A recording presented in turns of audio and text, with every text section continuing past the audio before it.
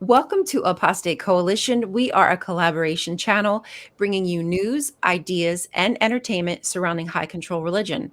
I'm Ryan, and tonight we're going to be discussing the most hot topic in the XJW community, which is the Jehovah's Witness organization's legal battles with Norway, Spain, and even Russia. Stick around. Let's talk about it. Right, that work? That was perfect. Cue intro. But turn it around.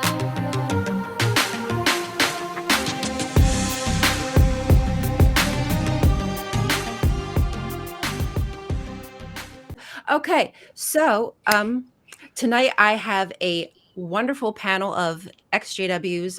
We're all XJWs, aren't we? Yes. Yes. A panel of I'm still PIMO, but pretty much already. Oh, so we even have a PMO joining us tonight. That's going to be exciting. So we have a little mismatch of bandits that are going to be speaking about some very interesting news that we've heard in regards to the Jehovah's Witnesses fighting it out in court in Satan's worldly system. I'm surprised that they even trust this worldly system to give them justice. That's kind of surprising. Well, why don't we go around and everybody can introduce themselves, and then we'll get into exactly the rundown of how this all came to be. How about we start with Gail, and then we can go to Ray, and we'll go that way. Does that work? Sure. Okay. So I am Gail. I am a former Jehovah's Witness, and I left in 2018. I was disfellowshipped, and then saw through all the lies that were being told, and never went back. Walked out of the Kingdom Hall and never went back. And so now I am an advocate for speaking truth for people who. What happened? You're here. I was just giving you a little solo time shine. Yeah. For people who don't have a voice, and especially for people who have taken their lives because of, losing everything that they had. And so that's why I'm here today, to help shine a light on what's going on. Awesome. Thank you for coming. I'm glad to have your input. Thank you. Ray, tell us about yourself a little bit. Hi, I'm Ray. I'm Deconstruct with Ray on TikTok. Former Jehovah's Witness. I was witness for 10 years, and I served in the ASL congregation and was a pioneer. So I'm happy to be here. Right. This is going to be, I like hearing y'all opinions. So this is going to be very eye-opening for me, I think. I love different point of views. So thank you for joining us. Joe, take it away, Joe. I am Exjwfun on TikTok. I am JW History Made Easy on YouTube. And I left in around 2015. So I've been out for a while now. I was a pioneer and a ministerial servant as a Jehovah's Witness. I was in the organization for since I was born. And yeah, I started to make videos after I found out that the organization wasn't true, or a little while after I left. And yeah, I've been here ever since. So love your content. Glad you're here. Thank you for joining us. Dr. Time Waster, can you waste my time, please? Greetings. Yes, always. I'm always ready to waste time. I am Dr. Time Waster. You can find me on TikTok at Dr. Time Waster 2.0. I am ex-Jehovah's Witness. I was born and raised, many multi-generations, but I've been out for a very long time, so my perspective is 2004 is when I left. Wow. So yeah, I just found all these wonderful people and here to interject my opinions on the world. So there you go. Awesome. We love a little interjection. Kyle, do you want to give a little something about yourself, or would you rather not? You don't have to. Sure. I'm a horror writer. I'm on TikTok, Kyle Harrison 330. I like to sometimes do cross-examining daily indoctrination, where I go through the daily text and show how it's all bullshit. Oh, sorry, I don't think we can cuss. No, you can. You can. It's okay. So yeah, I do that, and then also I write on Reddit under the username Color Blindness, mostly just horror stuff. It has nothing to do with XJW stuff, but I am still PIMO, which means I'm still stuck in the religion for now, hoping to make an exit probably next year or 2024. And yeah, born in generation number 3, I think. So that's Okay. it. Wow. I'm really happy that we have you, someone from the inside, looking out. That's going to be a totally different angle. So thank you for joining us. I appreciate that. Glad to be here. I guess I could introduce myself. That's probably something that would work. Who are Ryan, you? who? Well, after being in a cult for 40 years, I'm trying to figure that one out. Imagine that. I'm Ryan. If you haven't seen my TikToks, I'm Tax the Churches or a Sandwich here on YouTube, Rion-Cult Tastic. Practically born and raised Jehovah's Witness, but I like to say I've had cult mentality for over 40 years. So I think that pretty much sums it up if anybody has any questions. And I think between all of us, we probably have a couple hundred years of Jehovah's Witness hours under our belt of servitude. Oh, that's kind of a creepy thought. Yikes. All right, y'all. So why don't we hand it off to Joe? He's going to give us a little rundown of what's been happening, how the Jehovah's Witnesses got themselves in this predicament where they are now trying to, again, take the government, in some instances, to court. I find that quite disturbing, considering, again, that they don't trust Satan's system. Well, getting back to we mentioned previously before we started recording, I watched Alt-Worldly's video. I believe that's his tag on YouTube, Alt-Worldly, and he interviewed someone from Norway by the name, and let's see if I don't butcher this poor guy's name, J. Freud Nielsen or something of that nature.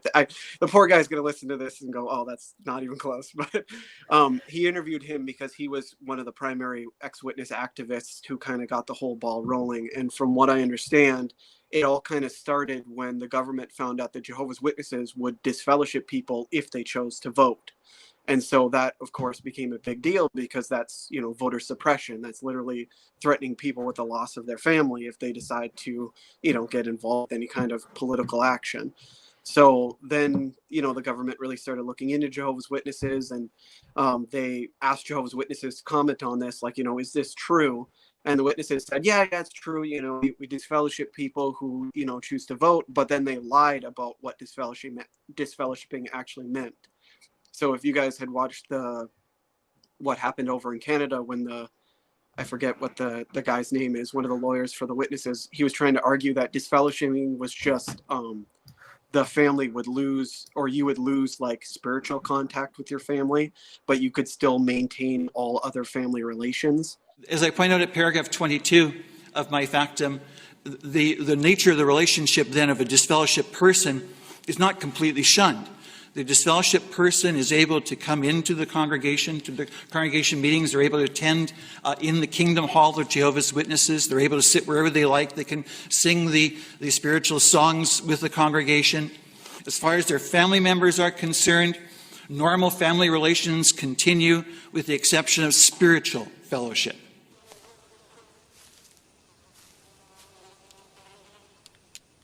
That is one big pile of shit. And so it was like a complete lie. And so then Jay, I guess, wrote into the government and was like, this is not true. He provided them with, quotes from the society. He provided them with videos from the JW broadcasting saying the exact opposite. And so the government started realizing, hey, Jehovah's Witnesses are just flat out lying to us.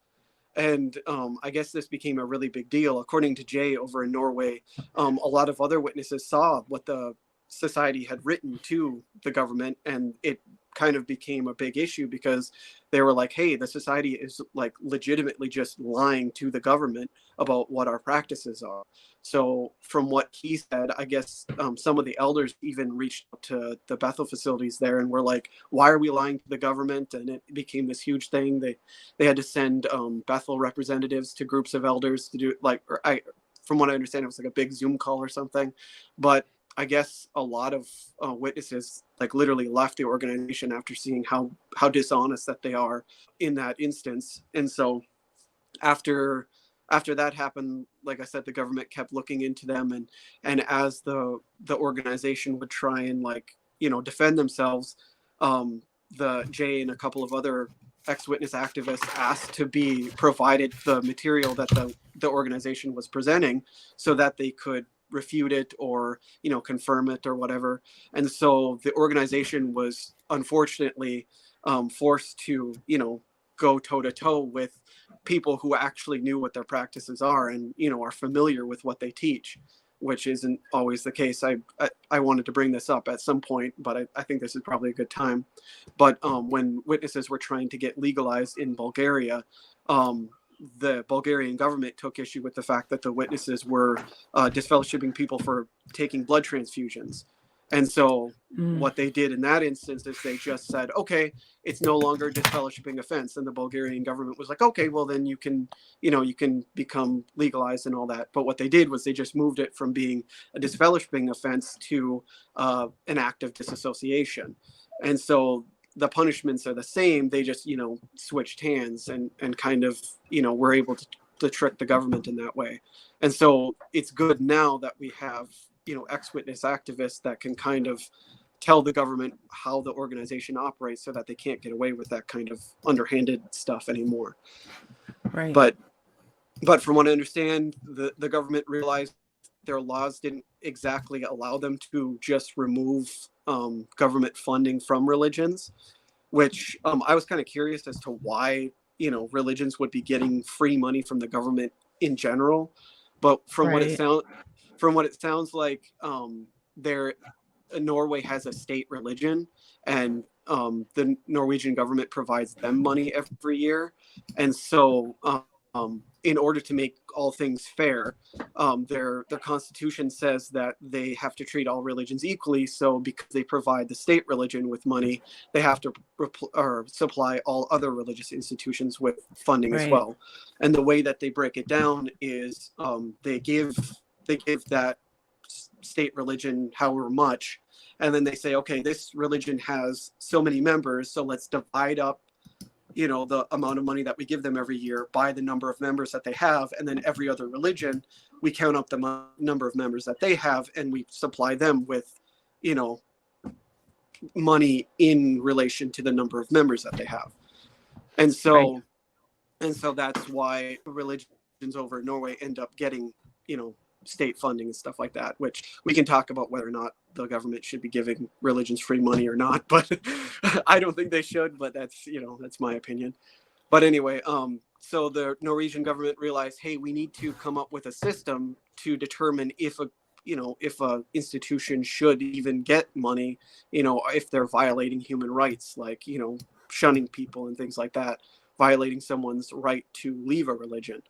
And from what I understand, that became one of the focal points of one of the major issues, because if you're a religion that's getting money based on the number of members that you have, and you're literally blackmailing people to stay in your religion, then, you know, you're basically defrauding the government. And so the government was like, you can't threaten people and blackmail them to stay in your religion, because your number of members is, you know, what we're basing your funding off of. And it also, I guess, another big issue was with children, and the fact that not only can children be disfellowshipped, but they're also oftentimes compelled to do certain things, get baptized, things like that. And, you know, just the fact that children can get baptized and then can be threatened as well and manipulated in that way, you know, like threatened to losing their, you know, family if they leave, or threatened as far as like voting, blood transfusions, all that stuff. So, you know, it all came into play where they're like, this is way too much And it would be nice to see them say the same thing about adults, but they said this is way too much influence on a child. You should not be doing, you should not be threatening a child in this way. So I guess those were the major issues that came into play. So witnesses lost their funding because of those two primary issues: the, forcing members to, or, threatening people if they decided to leave, and the amount of influence they have over children. So that's the best rundown I got. No, that was a good rundown. So basically what we have is the Jehovah's Witnesses lying to not only the government, but they're also lying to their members in regards to why they're having these troubles in these Nordic governments. I mean, they're also having trouble, we know, in Russia and Spain, and we can get to that. But right now we're just focusing on Norway. But when I was doing a little research myself, I realized that not only are they having trouble there, but it's also in Iceland and Sweden. And it goes back to what you were saying. It's these issues of the blood, the disfellowshipping. And I think they even said political neutrality was also one of them, but I think that's probably lower on the totem pole. And they fought and won that battle, but then once they won that battle, it came back to the disfellowshipping and shunning. Now they did, I guess Tony Morse did admit that it was part due to disfellowshipping this round, but didn't give the full detail of how it's child abuse. Partial truth. Does anybody have anything that they want to add in regards to that? Do you want to start off on something in particular? This actually just popped into my head, and I'm sorry to go before anybody. Go ahead. But I saw something on Reddit the other day that mentioned that the Latter-day Saints or the Mormons do not accept funding from Norway. And I thought that was interesting because apparently they say that they choose to be, quote unquote, no part of that government. So I don't know if that's actually true. I was trying to find a link on it to find out if that was true, but it's interesting that they apparently do not accept funds from Norway. I find that surprising. Go ahead, Ray. Am I the only one who didn't know that they were getting money from the government? I thought that they were just trying to be tax exempt. I didn't know that they were, I thought they used our donations to fund everything, and then they was only doing the government stuff just so that they could be tax exempt. I didn't know that they were also making money from that. I had no idea either. I mean, up until the past couple years, this is all kind of news to me that they were getting $1 million, like I said, getting $1.5 million for 12,000 people. So what's the donation? Like, what is it going for? Like, okay, maybe if they have a hall to rent for some kind of assembly, maybe once a year. That's not $1.5 million, baby.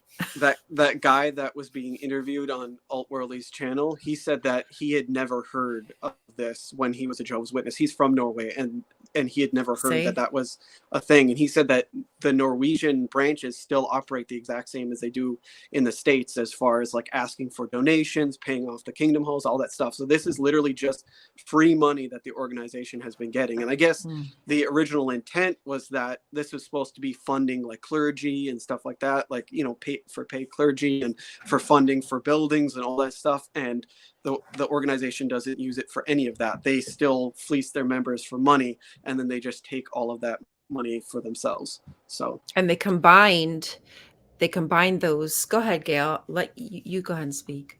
No, I'm with Ray.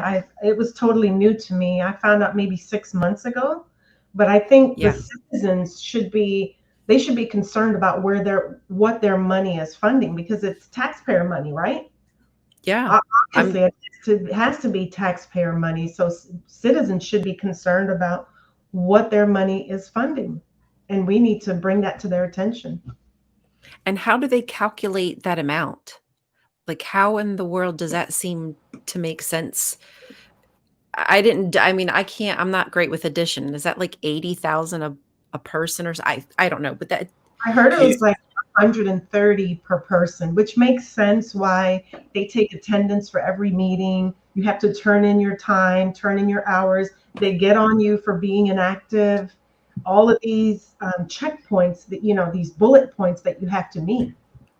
Yeah, that makes me Wait a curious minute. to wonder if they have the same kind of funding in other countries too. So wait a minute. Do you think that's one of the reasons why we had to be so particular with our record keeping in regards to how many hours in service? Because maybe that's part of the community service, like being a part of a registered religion, you have to do like community work. So they're using the field service as community work, and I bet that's probably why they get so much money because of all the Because Yeah. it's well documented. It's well documented. Yeah. And that's why they guilt people into, okay, after 3 months you're inactive, after 6 months, what was it? You're irregular first. You're irregular first. And then Right. after 6 months you're inactive. And they get on you and do shepherding calls and guilt trip you to coming back because they need that money. But I was really shocked. I was really shocked in the governing body update to hear them use the word grants. Now they've suspended our grants, while there are over 700 religious communities who continue to receive such state benefits.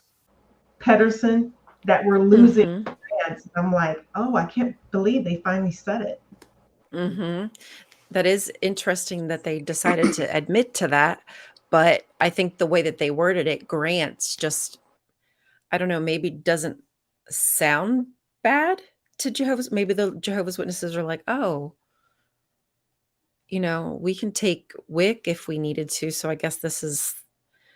But aren't they wondering where the money is going when they themselves never receive money, they're just always giving? This has to be making them question the purpose of doing this. Well, now they are, because before I just thought all my money, I thought I had to get my last $20 so that I could help the organizations. And now I see that the organization would be okay if I didn't give anything. So now the question is, why are they selling Kingdom Halls, and why are you taking all my money? Like, where's that going? You know? Mhm. It's definitely been And interesting to see some of the responses from just regular witnesses whenever they watch the update, because I think, like most other things, most witnesses are not aware of what's going on unless the governing body tells them. So I feel like they really took a risk to even shine a spotlight on Norway. Like, they feel confident, I think, that they're going to win, because I think otherwise they wouldn't have even mentioned it in the first place. yeah, that does make me wonder if they're in bed with somebody somewhere in the government that they do feel this confident unless somebody is giving them bad information and blowing their heads up and making them think like they got it in the bag and they don't. I don't know. But the Norway government doesn't seem to play around too much. So I don't know. I don't see how they could. Is anyone else getting MLM vibes? That the whole organization is just, you bought in, and now you're selling your time. And then they're selling that time to get money from the government. Like you said, like they're just saying, this is the works you're doing. This is the community service. Therefore, we get these grant money, and they're just making money off of our time. So I bet you, no, I believe you. And I wonder if, I mean, not tonight, but at some point, maybe I could find whatever the paperwork says what the Jehovah's Witnesses would need to do in order to be considered as doing community work or whatever it is, contributing to society, I think is what they said. I wonder like if it will outline it, and that is because I'd love to know if we can find out exactly what the paper, like what is it that Jehovah's Witnesses are proving to show that they're doing something good for the community. I wonder if I can find that. Somebody's had to have looked. Yeah, I was going to say from what... Oh, sorry, somebody else was talking. I don't want to interrupt. No, I was saying it would be on their 990, their mission statement. Okay. The Jehovah's Witnesses 990? Yeah, which we're having a hard time finding. Oh, okay. So I was going to say somebody's had to have already asked this questions, but now I can write that down so I know to keep searching. But if we as ex-Jehovah's Witnesses are just finding out this information, we're having a hard time wrapping our heads around the fact that they've been getting grants. Can you imagine somebody who's still awake, I mean, asleep, and indoctrinated, it may not even sink in. So maybe we can focus on that a little more. Like they've been getting money all this time, in addition to our Yeah, donations, in addition to free labor. right. Because that's truly problematic that they continually have a handout and pressuring people who don't have a lot of money to begin with because they're probably not the most educated and, having the kind of high paying jobs that, like Mormons, they seem to um, ask people to get education and they have a lot of Especially with high in the paying. update, Tony saying that they need 16,000 new halls supposedly. And you got to Right. wonder, okay, well, where's that money coming from? It's coming from the donations. So, and then there's the free labor involved in building those kingdom halls. So once again, where's all this grant money going to? Mm-hmm. I'm sorry. Why are they building 16,000 kingdom halls if they're selling them and forcing people to combine? It doesn't. Because it's a real estate company. They're building kingdom halls and then building buildings and then selling them off and getting money for them. You used me for land development. That wasn't nice. But they're Yeah. How do they not do this? To free labor, they're selling your labor. I was gonna say earlier. Sorry, I didn't want to interrupt you, but I was gonna say earlier about as far as I know, this is what I've heard. They do point to the service hours and stuff like that Jehovah's Witnesses put in, and the literature that they place with people, and they count that towards their supposed community service because they're going out, and I guess they try and twist it into like helping the community or providing emotional support or something of that nature. So it's kind of sad that the government allows that to be considered community service. I think you guys had talked about it previously, but I think it was either an elder that covered up the abuse of children or an abuser, but one of them used their time in the hall as an elder or their service time to count towards community service. I saw that. After they got in trouble for covering over abuse, and then they used like their time, and then one of their fellow elders signed off on their community service cards, and it was counted for them. So it's absolutely ridiculous. Well, we know that the way that they cover up child abuse, they're obviously sending these people door to door. If they're not handling it, like taking it to the police, then we know that they're allowing these men who are, or women, whatever, the perpetrator, to go and witness to people and be around children. That somebody at the door will have no idea what this person has done because they're just going to see a suit and a smile and a suitcase and the good news and think, oh, you let your guard down a little bit. But meanwhile, this person shouldn't be around kids. There was that guy who had abused a few children, and one of the people who lived in the like a neighborhood close to the hall that guy went to, he said that he kind of waited to see if he ever saw that guy out in service. And I don't know if you guys got a chance to see that video, but he walked up to him with the phone and confronted him and was like, "You're this guy, you abused this child," and like confronted him, and the guy was like, no, that's not true. And he like went into the car, and you could literally see his fellow witnesses in the car covering their ears and refusing to listen to what the guy had to say. And then later on, I guess it got on the news, and that abuser ended up talking to the news channel and said, "Yeah, I was out in the ministry or whatever, but the congregation has decided that I will no longer be sharing the ministry or whatever." So, but that's not like a universal thing. That was just the organization got caught this time with an abuser preaching, and so they were doing damage control and saying, "Oh, this guy's not supposed to be preaching anymore, or we're not going to let him preach anymore." So this actually makes me think about how it is that they have that requirement in the Shepherd book where elders are supposed to be with the abuser whenever they're in the field ministry. And there was a video by the Falling Tower talking about how dangerous that can be for elders and how they can actually be held like liable if something happened because of that abuser. So like elders are not even really thinking about all the different ways that they could be in danger for just supposedly following the organization's instructions. Random thought. So they're fighting this thing that they need freedom of religion. They're trying to fight this because they're making a whole branch dedicated to fighting cases for freedom of religion. Isn't it also freedom of religion to be able to leave the religion with your own free will, being able to go in and out, especially if you, basically by getting baptized, you are signing a contract at 12 years old, and you don't really know the implications of all of that. So shouldn't it be freedom of religion to leave without, threatening to, I can't talk to my parents, I can't talk to my family or my friends? Like, right. There's no kind of reciprocity. They get to do what they want to do. It's okay for them to force people to stay in the religion. That's their freedom, I guess. That when they mean freedom to mistreat people. They don't care they're being hypocritical and not allowing other people the same exact freedom. It's like, it is. It's really hypocritical. They want people to leave their religion to join them, but when it happens in reverse, oh no. Right? Somehow that's wrong. I don't get it. Doesn't make sense to me.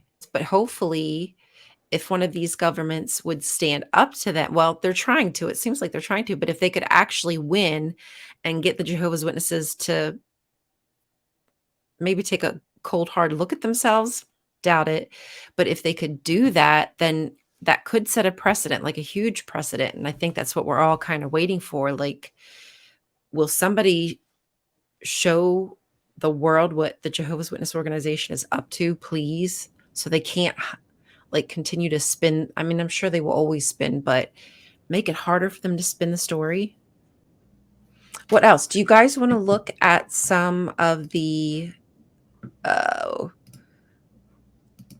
we could look at the newspaper. So there is a full page not advertisement, but there's a full page article about the Jehovah's Witnesses losing.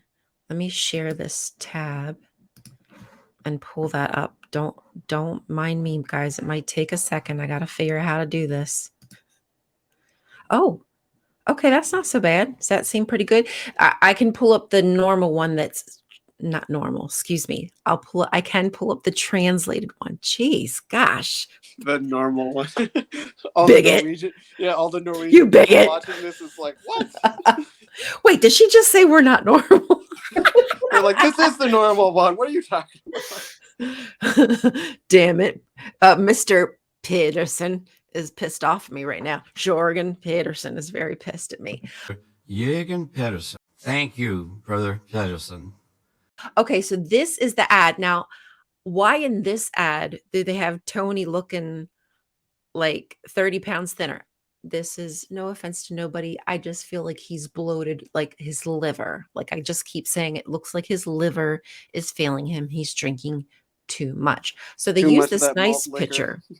Yeah, but they use this nice picture. Now let me pull up the translated version of this one so we can see what it says. He's got that royal purple tie. There we go. Okay, denied state aid, Jehovah's Witness consider legal action. Well, not consider, they're definitely taking legal action. Okay, let me scroll down here. So that's the picture they should have used in that. I don't know why this one's different. Maybe because it's a translated version, but yeah, front page news, guys. What do you think about that? It's got to make people take notice.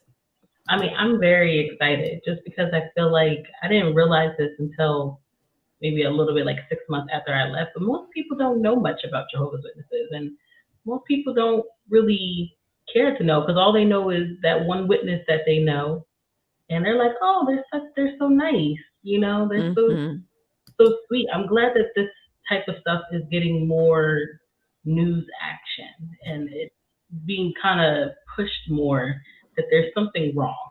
here, and I love it. Yeah, I mean, it has their names and everything. It calls them 8 male counselors. That they should not even legally be allowed to be called any kind of counselor. That's degrading. Board of directors is what they are. Thank you. That is more fitting. Yeah. But I feel COO. that Pedersen said that they were shocked. We were shocked when Norway our funding. Like, we were shocked when we received a letter from government authorities in Oslo, Norway, threatening to remove our registration as a religious community. So that's gonna, the Jehovah's Witnesses are gonna feel attacked. They knew exactly why it happened. Oh, so yeah. Just spin masters at everything they do. This has been going on since before 2019. They've been fighting this. So this isn't a shock at all. Even on their own website, they were speaking about having issues because of their political neutrality and whatnot. So they were admitting half-truths that they were struggling, but like not telling their members the whole truth, which is like kids are dying, people are being harmed. Well, children, specifically children, is the big issue. It's a shame that adults aren't protected, but I guess they feel as an adult you should be able to protect yourself. Know better. Yeah. Mm-hmm. It's lying by omission. It is, right? It's not the whole truth. What they would expect us to tell, like at a judiciary committee, we'd have to tell the whole truth, and then we'd have to accept God's righteous judgment, whatever His Holy Spirit comes down and says. We'd have to stick with that. But when it comes to them, nope. Jehovah's Holy Spirit is telling them to fight. Get more money and fight. I think it's ironic that I think it was Stephen Lett that just came out and was talking about apostates and how they shouldn't be listened to because they lie and they spread half-truths and things like that. And then you see them lying to the government when they're inquiring as to how they operate. Oh, I think we literally lost Joe right in the middle of talking. That's okay. I wanted to read something. Oh, Joe's back. We can bring you right back on if you want. If you want to continue on, that's fine. Sorry, I was on a tangent. I don't know. Didn't even skip a beat. My signal keeps dropping out for some reason. That's okay. You're in a dungeon somewhere, it looks like. So what do you expect? Yeah, I'm in my basement in one of the few places where my kids are directly above me, so I'm surprised you can't hear them fighting with each other. Are you waiting for Armageddon? Yep. Is Armageddon I'm in coming? my bunker. Is the FBI, the CIA, all the government agencies out to get you? Are they knocking on the door?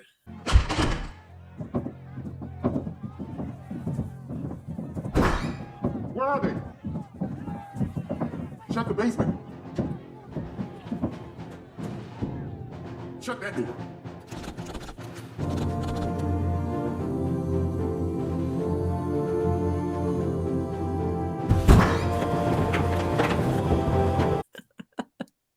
Ay.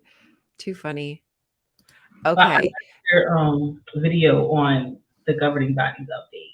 I thought it was really interesting. The whole video, as they usually do, they gave a lot of half-truth. A lot of half-truth. I said, that's not really what is happening, but victim mindset, scaring everybody into, oh, we're being persecuted. The end is so close. Hurry back to Jehovah.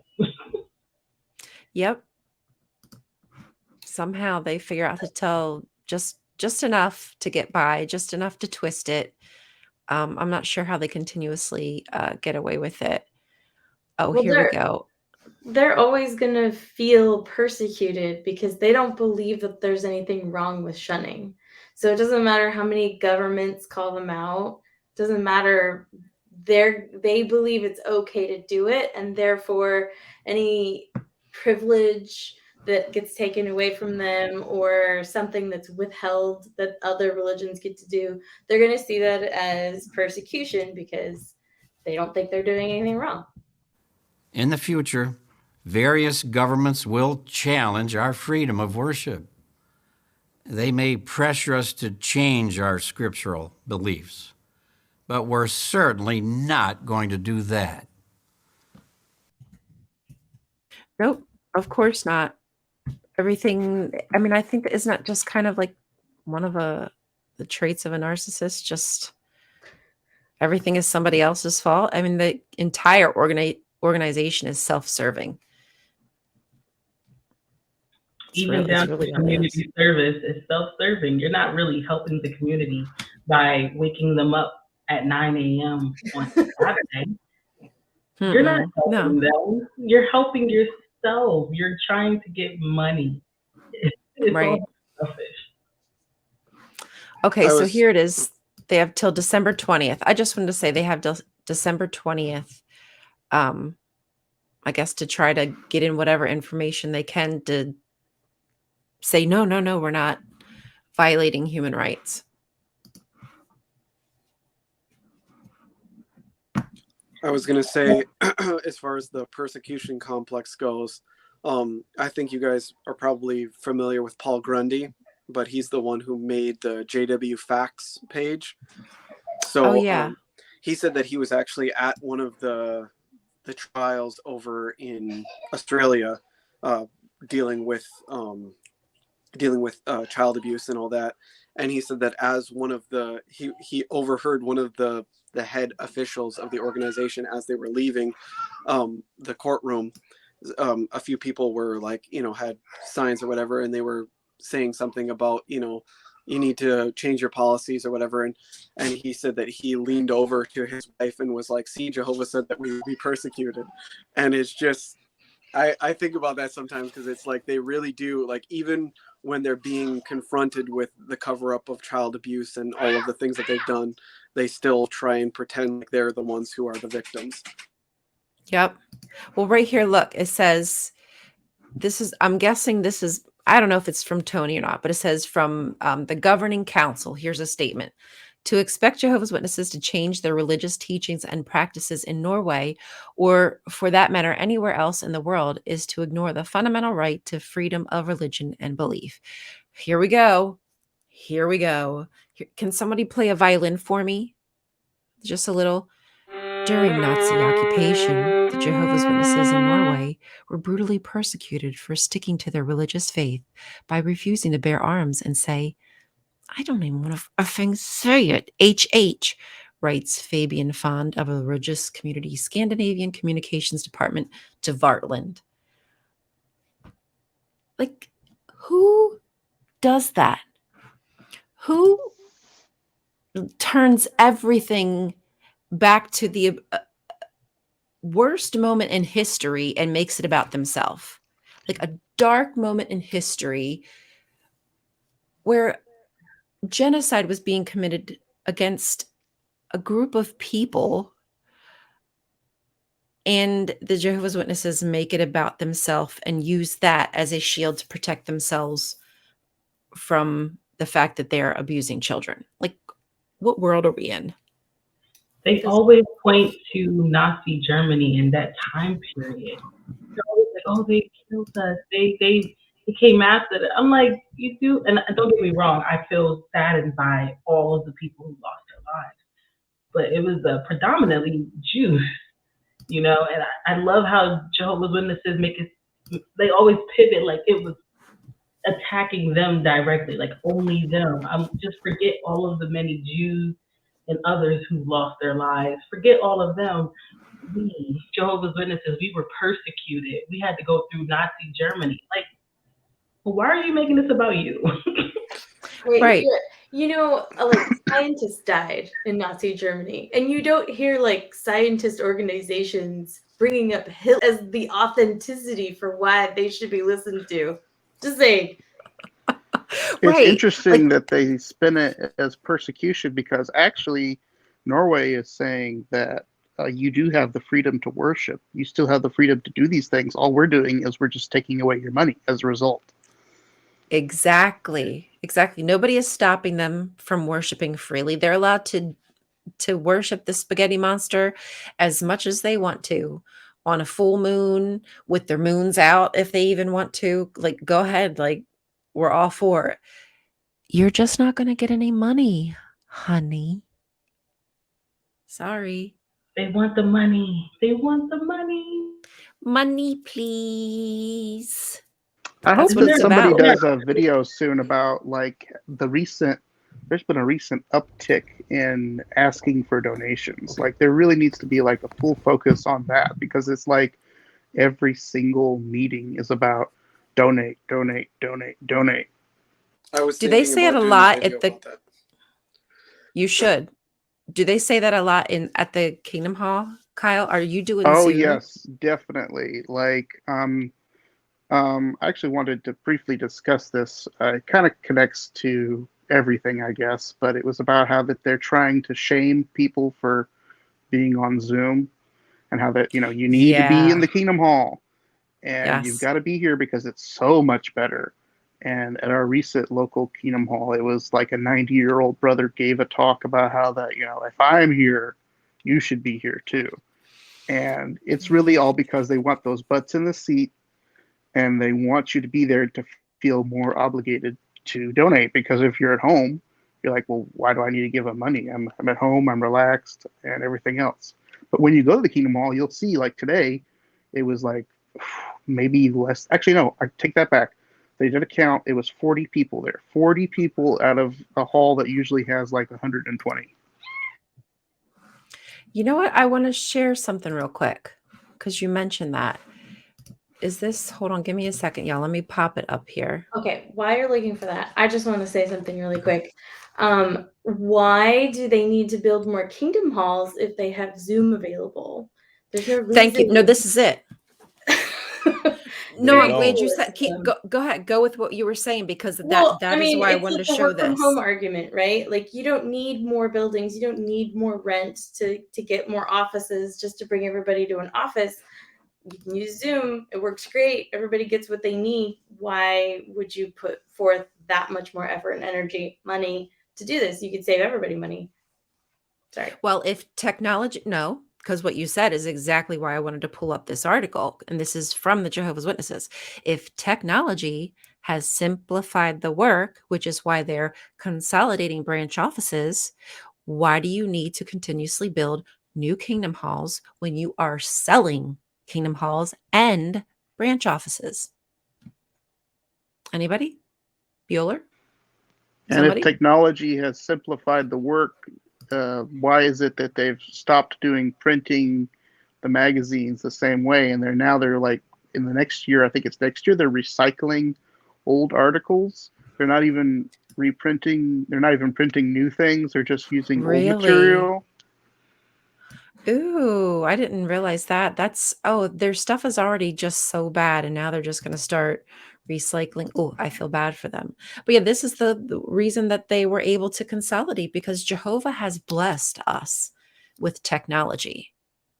Yeah, Zoom used to be a blessing too for like, what, 2 years, and then suddenly all of a sudden it's not a blessing anymore.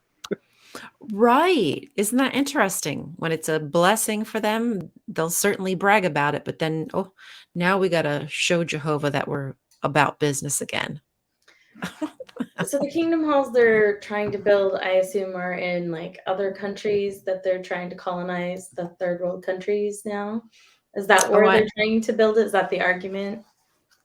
I bet. I couldn't see where else they're building them here if their numbers are kind of fading off here. Why don't, instead of doing that, they just spend the money instead of building a useless Kingdom Hall, which we all know is old school technology, help them build the infrastructure to have the internet in their country. Like, so that way those who are there, the ones who are there would be able to have access. Because you can't get a hug through the internet, don't you know that? But Venmo's through the internet. Don't they know? This is small time thinking. Come on. It's funny. Somebody just posted something on one of the Exwitness groups that I follow on Facebook, and it was a quote from an older watchtower. I think it was like from the 70s, where they were talking about how some churches, or 70s or 80s, I forget when it was, but it was after credit cards were invented, and it was like some churches have even resorted to or allowing credit card payments and stuff like that as a desperate attempt to get money and all that. And then like right under it, they showed like a picture of the jw.org website with their like that thing that says like credit cards, something else, and it also said like wills, real estate, like it was like they'll accept airline miles too. All of the different ways that you can donate. And they use their credit cards for everything. Yeah, I'm sure, right? They probably do. But they use their credit cards for everything, and then they reap the rewards. So if your branch buys something, you're using the corporate credit card, and then the main office gets the reward. Like, who's getting those rewards? Like, what are they doing with that? Am I the only one who's... I was going to say, am I the only one who's wondering where Stephen Lett got like $250,000 to put into a home to buy with his brother to rent out to people? Like, I'm like, he literally has been in Bethel almost his whole life. Where did he get $250,000 to go halves on a $500,000 house? Valuable things, material possessions, finances. Donate. Right. It's that Bitcoin you got. Do the governing body get paid? Like, are they on a salary? What? They probably have a stipend of some sort, but I mean, I would assume they're getting money. But on the books, yeah, probably like a circuit stipend, overseer, right? or a Bethelite. They probably get like some kind of salary or a stipend or something. So what makes them different than the church leaders that they hate so much? That's actually my question. Wasn't it part of Revelation where they talked about all the other religions and their downfall and how you can tell those religions aren't the true religion? But like, I'm feeling like the lines getting super blurred, and really the Jehovah's Witness organization, which once really was proud themselves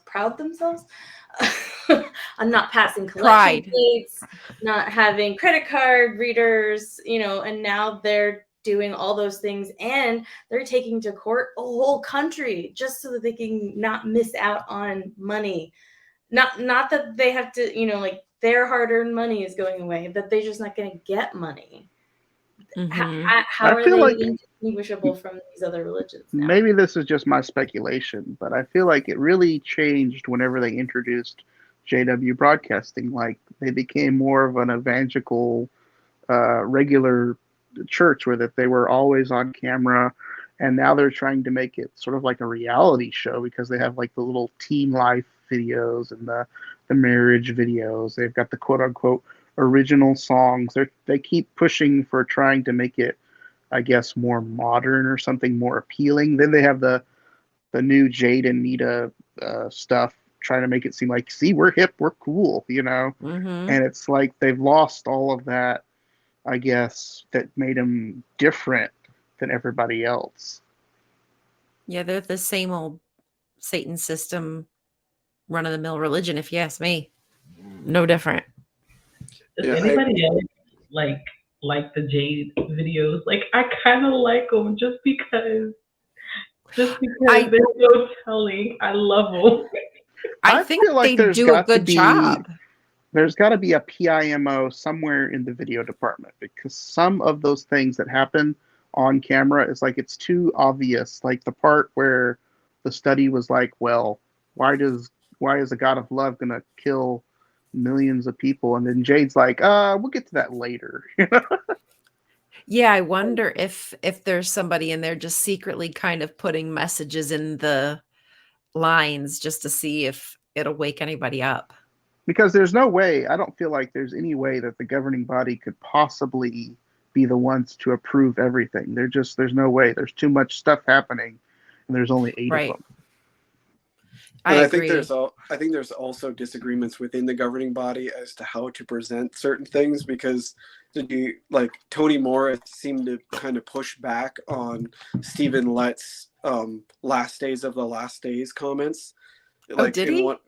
in one of his videos, he was talking about how he was like talking about how we don't want to get too caught up in, you know, saying that we're right at the. It was when he was telling that story about his sons and the fact that other people were telling them that they would never graduate high Oh, and he school. made a joke about it. Yeah. And then he essentially admitted to being an apostate at that time, because what he told his sons was actually apostasy, because the organization was saying that it might have been after 1975, but the organization was still saying that the end was going to come before the year 2000 or whatever.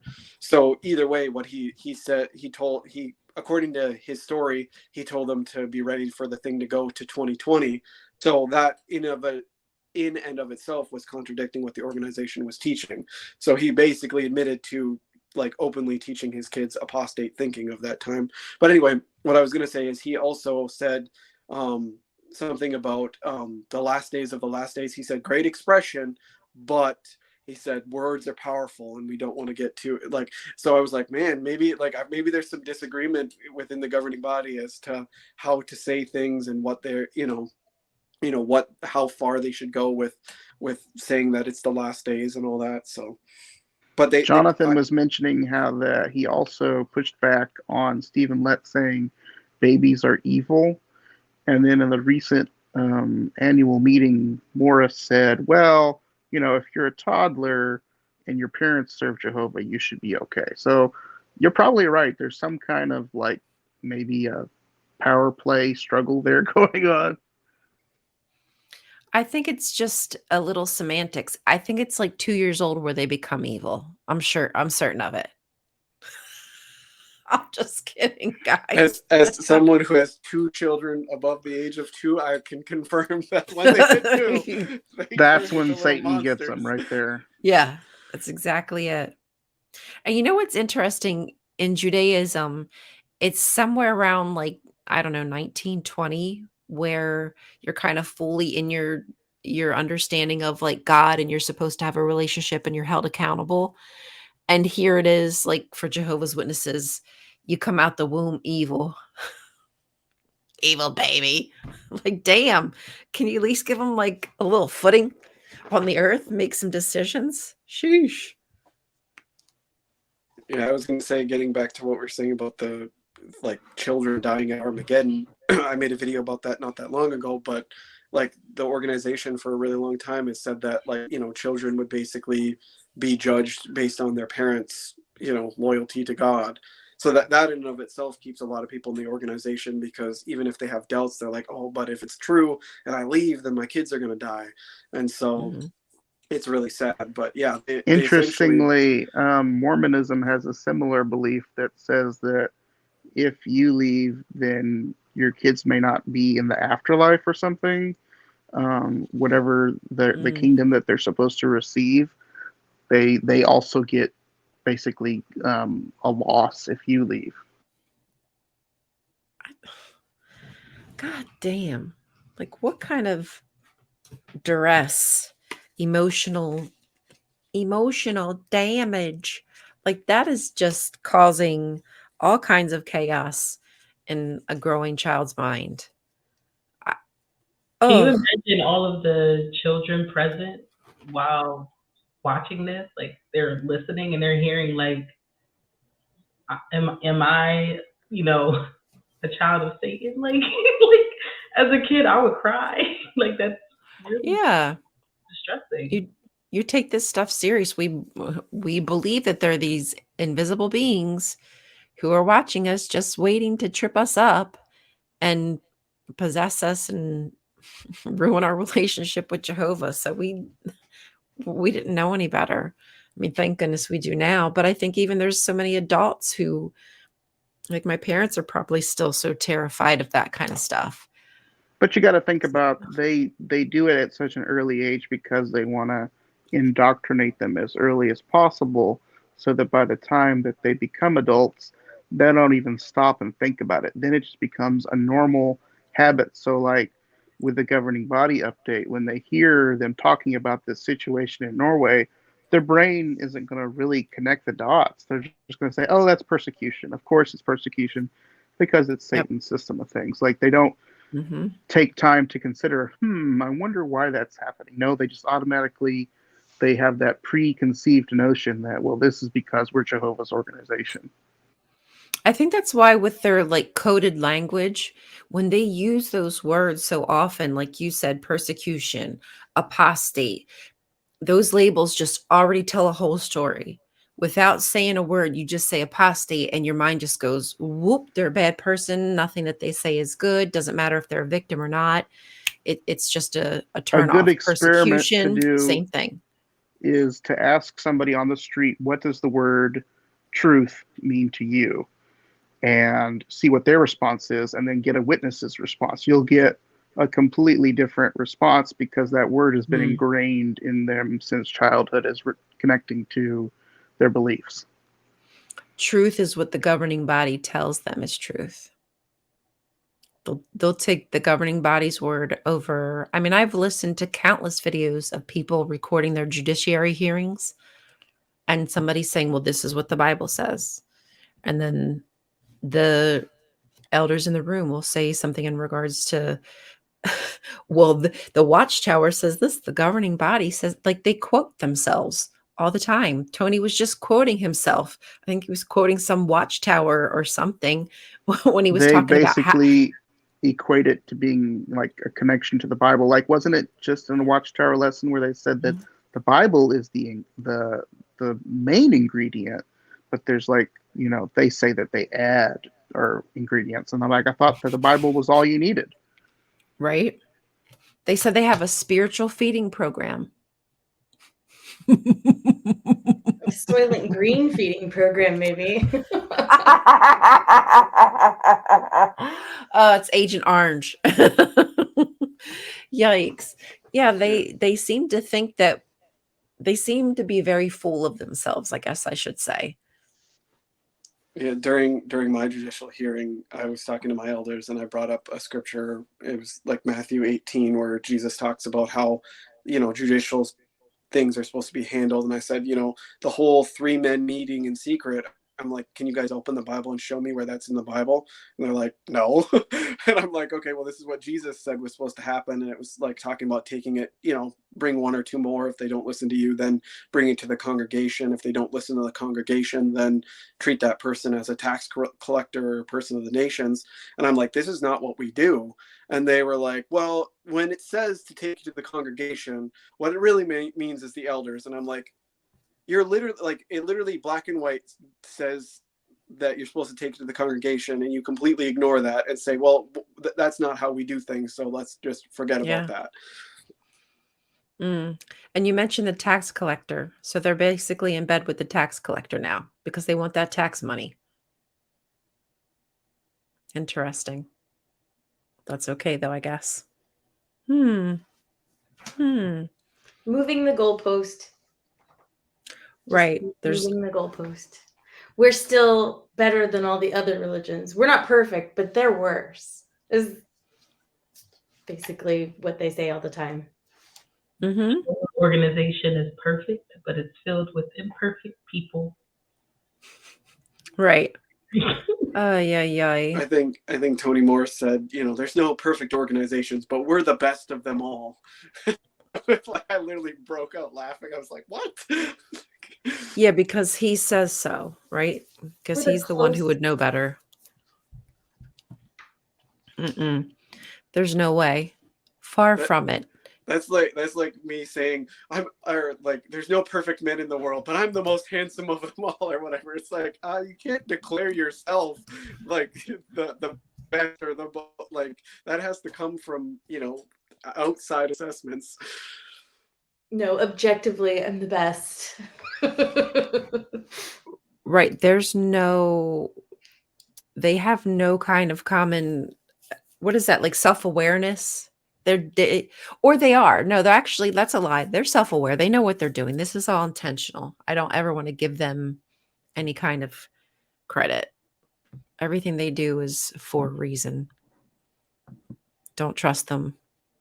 And the members are just so dissonant. Like they're just so used to hearing this stuff. They just turn it off. And as soon as, as soon as you hear these code words, They know what's up. They know what it's hitting for. They're like, oh, it's time to go to war. God said this was coming. It was foretold. I was Like gonna say, excited about it. sorry. Didn't want to No, interrupt go you. ahead.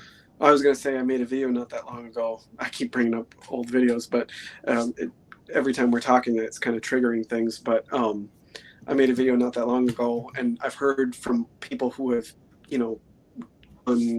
like they've gone into foreign language congregations and things like that, and that a lot of times helps people wake up because they're presenting the material in a different language. So all of those mental triggers that the organization has instilled in somebody, like terms like the truth and apostate and a governing body, and like things that, when you hear it, it triggers something in your brain.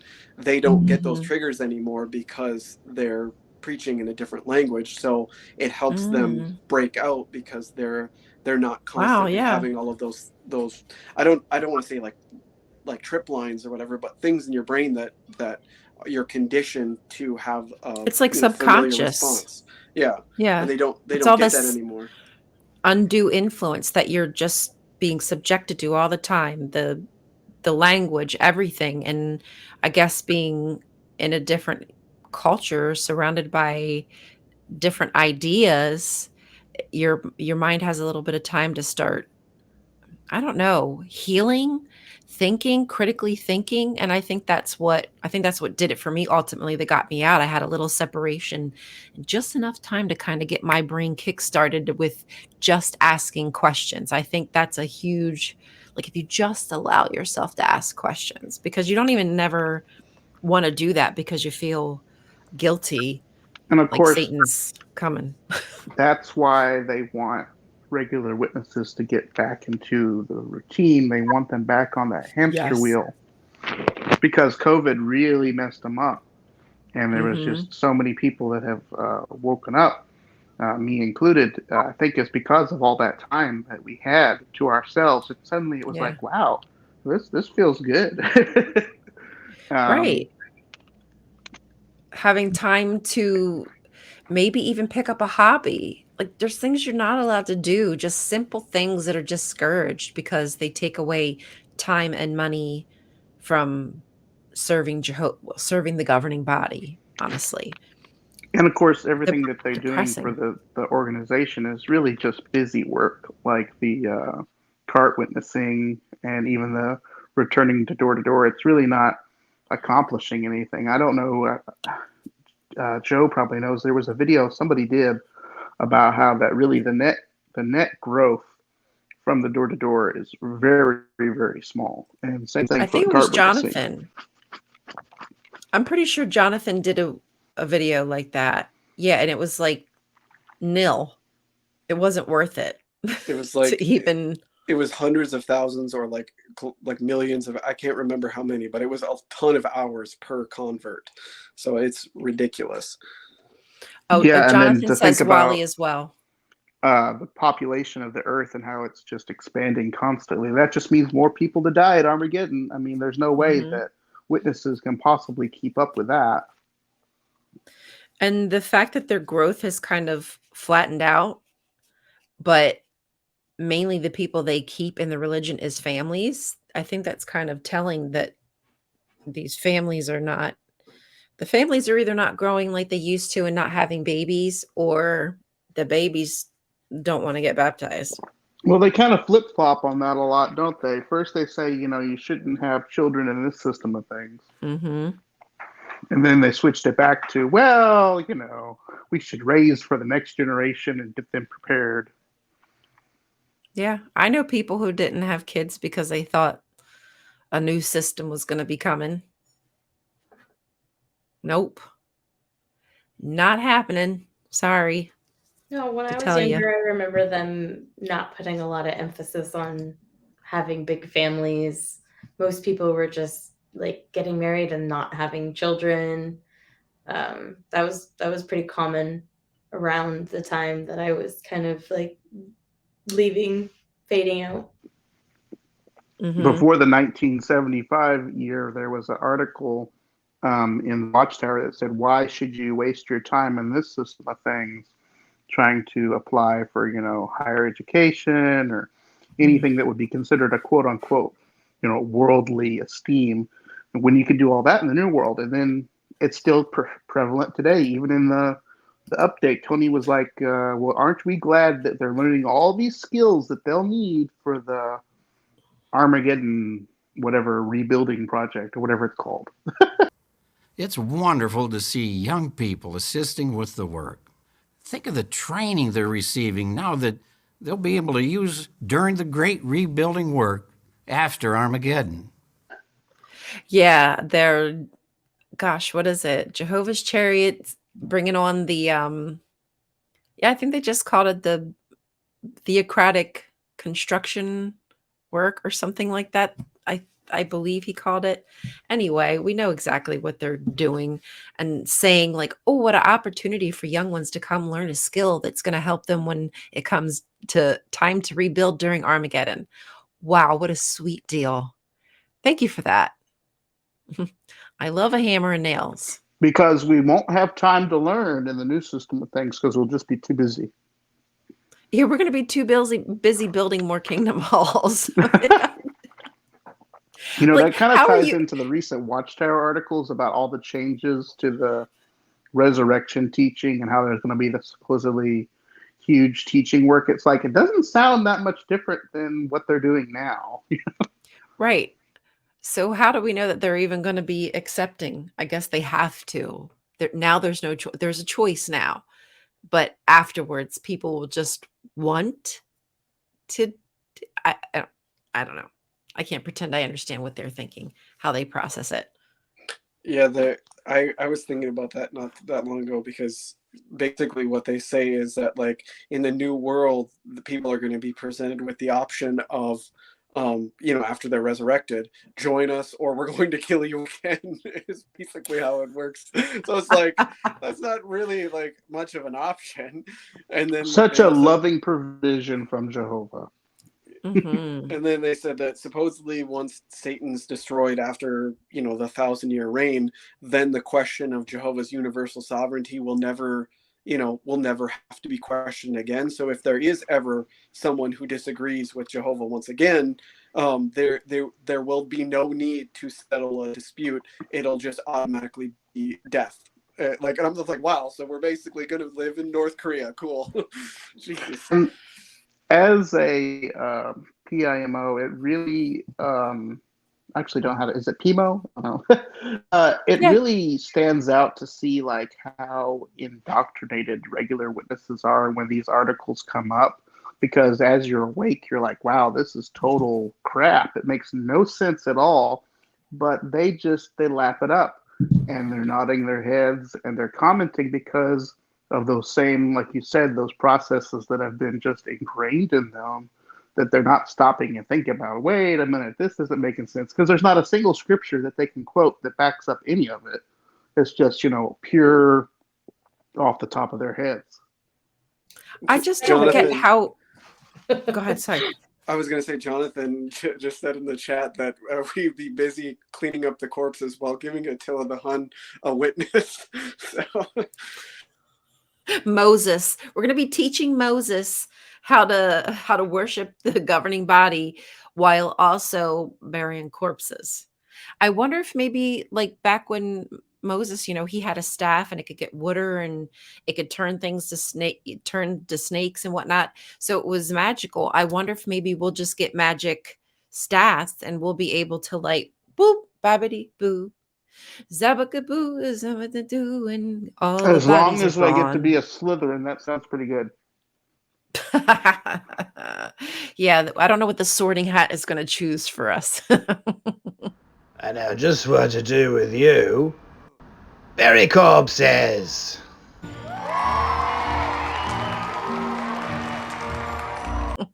Sorry about that one. What I was saying is I don't according to Jehovah's design.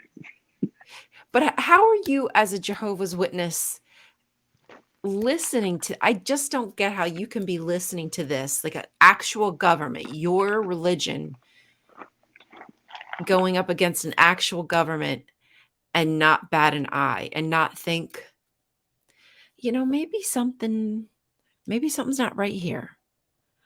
I hope this gets people just thinking, like, something can't be right, that Jehovah's organization would be this hated. You can't be this hated for nothing. Like, it's not for nothing. I meant to ask Ryan, were we going to discuss about also the recent updates in Pennsylvania? Oh, you know what? I'm not even sure what has happened with the four men who were charged. I just know that, they came forward. Josh Shapiro came forward and announced that they'd be arrested. One of them committed suicide. Yes. And then there's actually, I don't know how to, hold on just a second. There's Did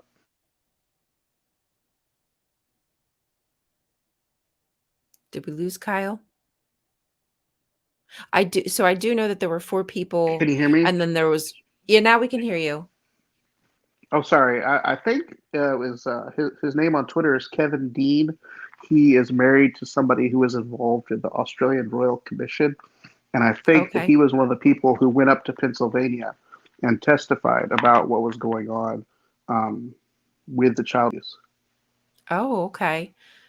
That's awesome. No, I'm not sure what's happened. I haven't heard an update in regards to what's going on with the case. I don't know if is that all we know then so far, is just they've been charged and that's it. I think we lost Kyle again. Sorry, I'm still here. That's okay. Sorry, I shouldn't have brought it up because I realized I didn't have anything to share. I thought maybe somebody else did. No. Unfortunately, I don't know anything other than that. But I mean, I'm so glad to hear that Josh Shapiro was calling the governing body out and saying that they use, strange that we didn't get a governing body update on that one. Yeah, you're right about that. They didn't happen to mention that one. When you want to believe good things, you tend to not look for bad things also.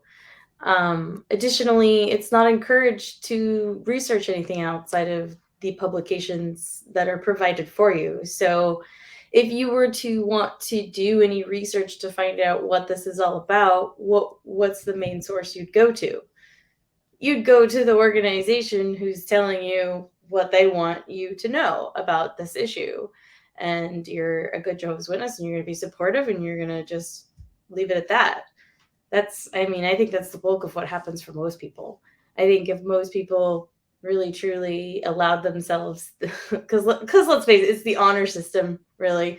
But, if you allow yourself the ability to go and just actually look at it from those other perspectives, like you're saying, like, I don't understand why people aren't, wondering why this would happen. Which is, I think, condition forever. Oh, sorry. You're not going to ask that. Sorry, go ahead. No, you go ahead. I think that was pretty much what. Yeah. I think it's the governing body has become overconfident in themselves. Think that, well, we have Jehovah's backing, they're deluded, or they think that they're going to win or something, because, like mentioned earlier, it just doesn't make sense for them to come forward about this because they are risking the chance that they're going to lose people.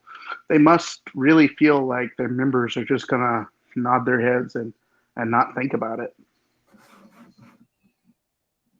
I was going to say that actually happens because while I was in, I wouldn't even look up anything about Jehovah's Witnesses on Google. And if I was watching YouTube and there was anything Jehovah's Witness related, I would not click on it because I knew it was most likely something apostate.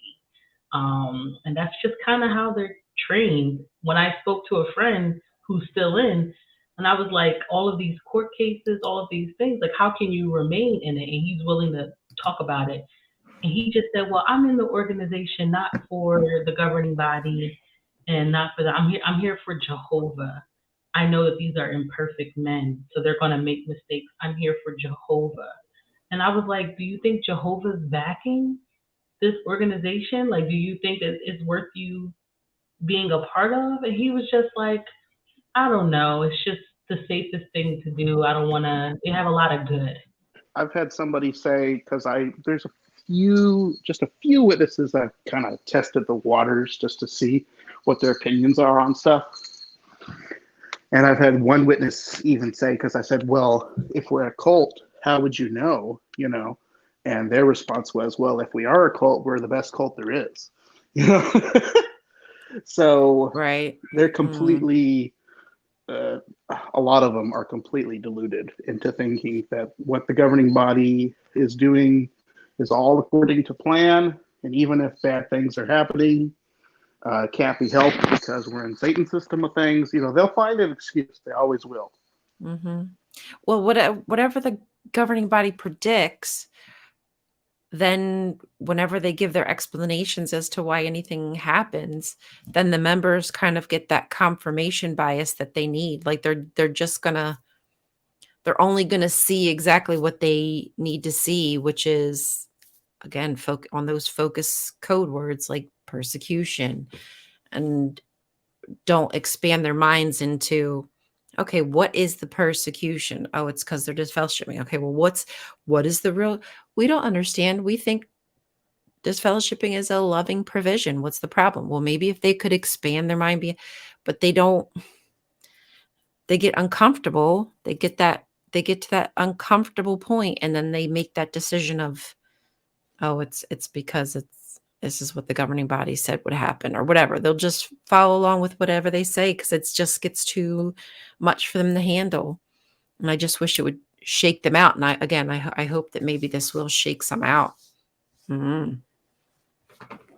Yeah, they can't ignore it. It's getting more publicity. It's getting more attention, and they can't ignore it anymore. And I know a lot of people are questioning things right now. Yeah, it's very inconsistent, if you ask me. Go ahead, Gail.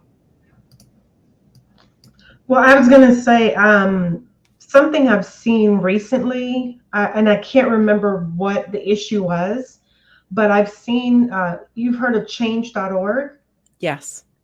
Maybe we can put a petition out there and even put flyers. Like I created a flyer a while back. Stop the shunning. Have you ever seen Stop Child Trafficking, Human Trafficking? Yeah. You ever seen those? And I'm like, why aren't we doing that? So yeah, those are my two things that we can do to bring public awareness, because the YouTube is good, but it's not being found, you know. But if we're putting it in public places, like at the grocery stores, the bulletin boards, the nail shops, wherever, you know. Right. Like, I'm sorry, we'll be doing track witnessing again, but putting out the stop shunning flyers and start a petition, stop the shunning. Yeah. I think that's a great idea. And especially if it starts people talking. I do have some like little cards that I got from Jonathan, and I've put a couple at my gym. I need to take them to like the grocery store, the like thrift store, and put them up and start just maybe getting people to take a look.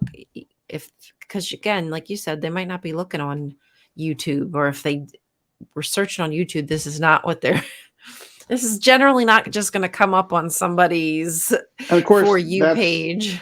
That's because, you know, when we grew up as Jehovah's Witnesses, we believed we were so special. And now that, you know, you're awake or you're out, you kind of realize that the cult is actually very, very small in comparison to other major, you know, religions, even other major cults. And so, you know, people just aren't aware of it at all. I mean, the normal person on the street doesn't know about kind of things. They don't know about the disfellowshipping arrangement. They don't probably even know about maybe even the blood transfusions, only, you know, maybe what they've heard or, you know, through hearsay. But like you said, that's not a bad idea, you know? Yeah. No, it said it's just a weird religion. That's all they know. But we need to bring publicity to the harm that they have caused. Because right now we're just, you know, talking amongst the XJW community. We're like talking amongst ourselves. I'm not saying it's kind of like, I mean, yeah, it's not a bad idea, but it can create almost an echo chamber, and we don't want that, you know. Yeah. Well, you know, they did give us the tools to just flip it around on them and use it against them. So if track works, I mean, Right. just hand out different tracts. You know, there's nothing stopping us, like you said, change.org or voting. You know, Yeah. we have that ability. Of course, if you are Mhm. PIMO like me, if you're listening, be careful about how you do that, because I think that Right. can be found out. If you're in your local area, and maybe your elders suspect, kind of be as discreet as you can. Mhm. Do what you Well, you get can. letters in the mail and whatnot. So if you're living with the rest of your JW family, you will get mail in regards to voting and whatnot. Like regularly, I always get stuff. They give me my voting grading card, like telling me how often I voted, if I got an A and stuff like that. So yeah, you got to be cautious if you're going to do it when you're a PMO. I don't know. If you are PMO or you're questioning, or maybe you're an active Jehovah's Witness, I just highly encourage you to look at the article yourself to see what the charges are against Norway. And then compare that to what is being said during the most recent update. And then go from there to decide, who's right and who's wrong. So that's the only thing that I would say. Right. I think I meant that's to ask about the good. situation in Spain, because I keep losing connection. Did we already talk about how that there's a group there that's being sued? No, we did. We just mentioned it at the top of the video, but we didn't go into what's happening in Spain. As far as I know, there's no update yet. What we do know is that the case is being held in court right now, being heard, and there's about I think there's it's the group of 30-ish people, but only 12 or so are going to have to testify, I believe, and tell their stories, something like that. But enough that I would think it's kind of dangerous to have people telling their stories of abuse and being shunned and all that kind of stuff, because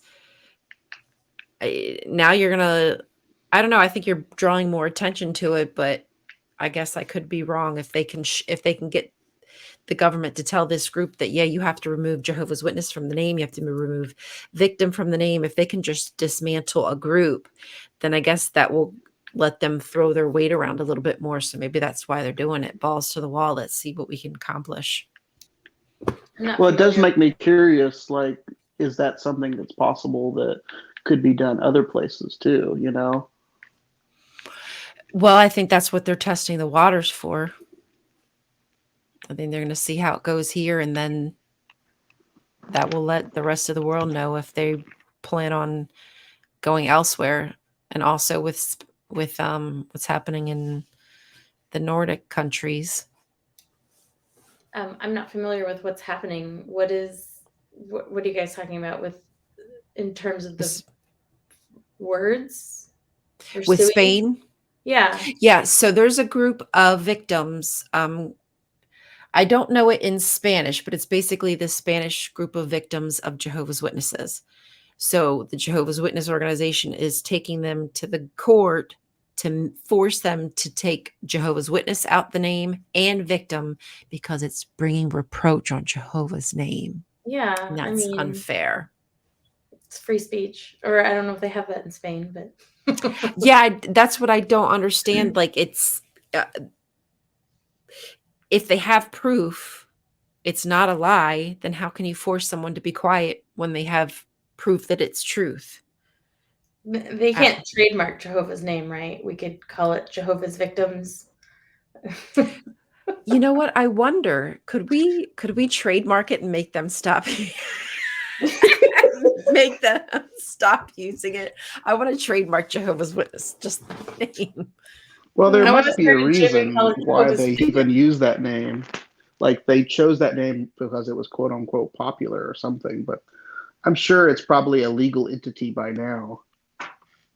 Yeah, they probably got some kind of legal hold on that. Darn it. We tried. It was a good go. Was there any other cases that you wanted to talk about before we wrap? Like, I know there's the Russia. I'm not really well versed on it. I just know that Russia's had enough of their shit. Russia's messed up anyway. Not that I think that it's cool just to tell people they can't practice their religion, but I definitely don't think they should be getting grants and money for it. I only know about Norway. That's the only one I was talking about today. I didn't know about the other ones, to be honest. Yeah. I was just gonna say, as far as like religious organizations in general getting money or tax exempt, I think I have a problem with it because I know there's no regulation behind it. I know that there aren't people who are looking at those check boxes and scrutinizing the receipts to see, are you people just standing on a corner of a Starbucks with racks of magazines and you're calling this community service to get out of jail time? I mean, that's the kind of, nobody's following up with this. They don't have the oversight that I would feel comfortable with, knowing that they're getting my money. So I think the organizations that I feel are I'm a lot more confident that there's either scrutiny to what they spend their money on, or I've done the scrutiny and those records are available to me. Those records aren't available to me as a Jehovah's Witness organization. I can't look at those. Right. And we don't have access to the connections they do. Yeah, I was thinking that was something that Goat-like personality mentioned in his video, was that, dang it, now I think I've lost my thought. Oh, sorry. Oh, well. But yeah, that video he just recently produced on Norway had something to say about that as well. Yeah, I did watch his videos. I've watched a lot of his videos. He makes really good content. But I know they've also had their own bad dealings with the elders, and also I believe they were in some kind of communication with the Norwegian government when it comes to this whole shunning whatnot. So I'm glad that they've also been helping behind the scenes, like fighting the good fight. Oh, Ray had to go. Bye, Ray. Thank you for joining us. I have to go as well. Thanks for having me. No problem. Thank you for coming. Glad you could join us. I'm just looking through my notes. There's not really much that I have to say in regards to the court cases, because I really don't have much of an update. I keep Googling like every day about the Spanish victims, because it's got to be, they said it would go into the mid-December, the court case. So it's got to be within the next week or so. Well, there'll be an update. The only update I found when I Googled today was a stupid article by that Massimo dude, where he was totally like capping for the governing body. So we know where he is.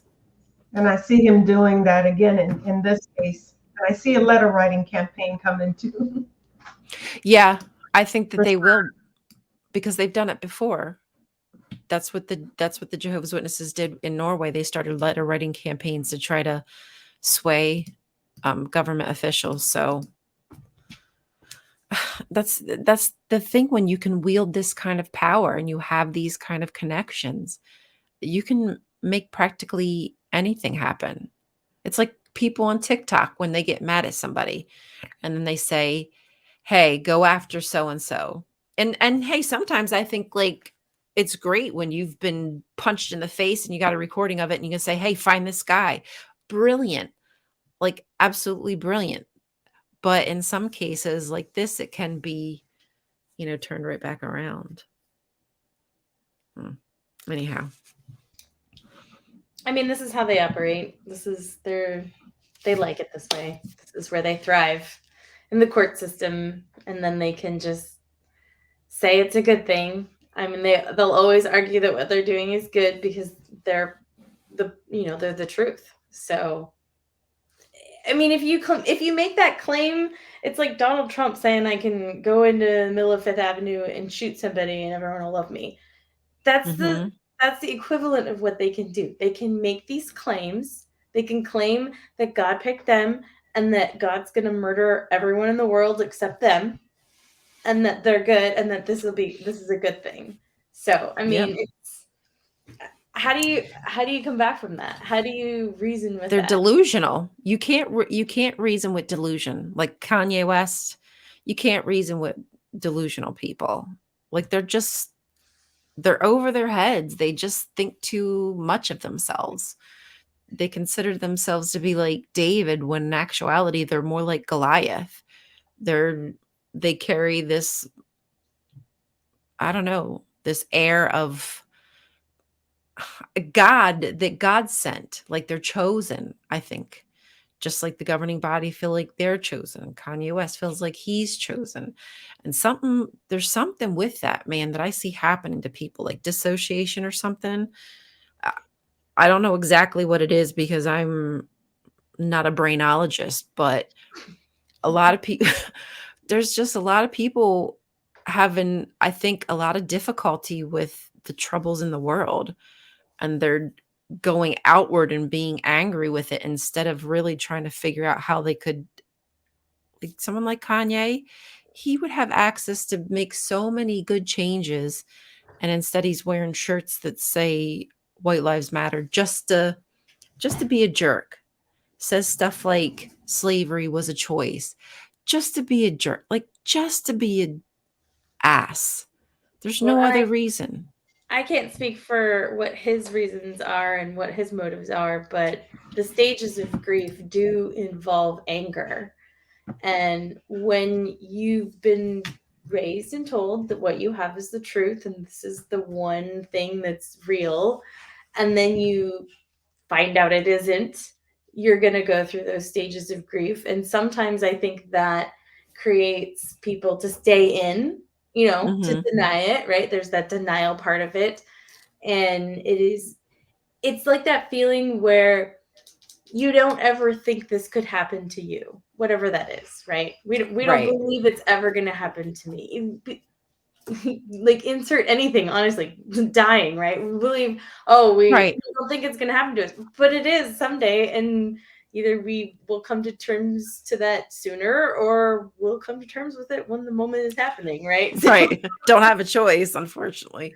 Right. Just hopefully it's not sooner than later. And some people have the chance to go through the process of grief and some do not. So I think the same goes with our Jehovah's Witness family.